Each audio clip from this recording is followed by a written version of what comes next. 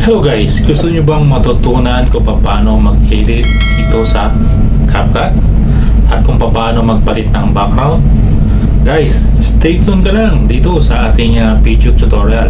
Papakita ko sa inyo kung paano magpalit ng background dito. At once na na-edit mo na ito guys, napalit naman ang background, either picture man yan, JPEG man yan, or video man yan.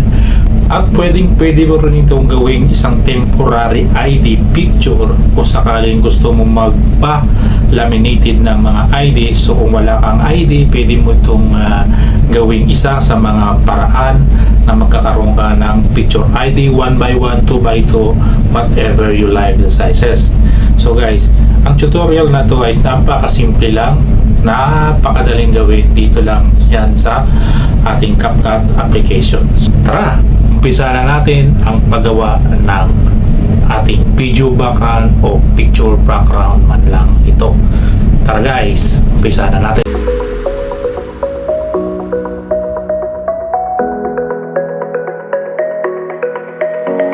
Punta lang po tayo sa ating CapCut application, then add po tayo ng isang picture po natin, and then after nyan, highlights lang po natin dyan, and then select po natin guys ang transform. Ay kakat po muna natin ito hanggang sa ang material lang po ay picture dahil ni-screenshot ko lang po ito. Select lang po natin yung maayos ang pinaka picture guys, i-up and down lang po natin ang pinaka box na ito.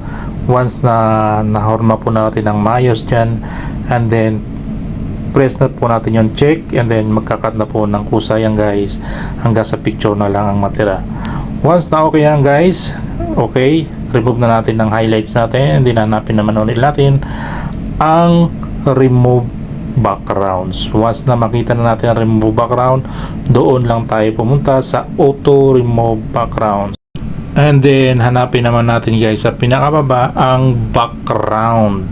So pag nakita na natin ang background, may naka-indicate naman doon guys kung ano po ang kulay na gusto nyong ilagay. So whatever you like the color, choose it. So yan guys, ang napili ko ata ko dito ay kulay puti dahil medyo maganda po siya tingnan. So yan guys, alam nyo guys, napaganda nitong CapCut dahil halos nandito na rin lahat. Kung sa tingin mo ay okay na sa iyo ang background guys, ay pwede na natin itong i-save using lang po ang arrow sa taas, and then mag-i-export na po siya guys dahan-dahan hanggang umabot ng 100%, and then after nyan guys, okay na po yan, na-save na po yan doon mismo sa ating gallery.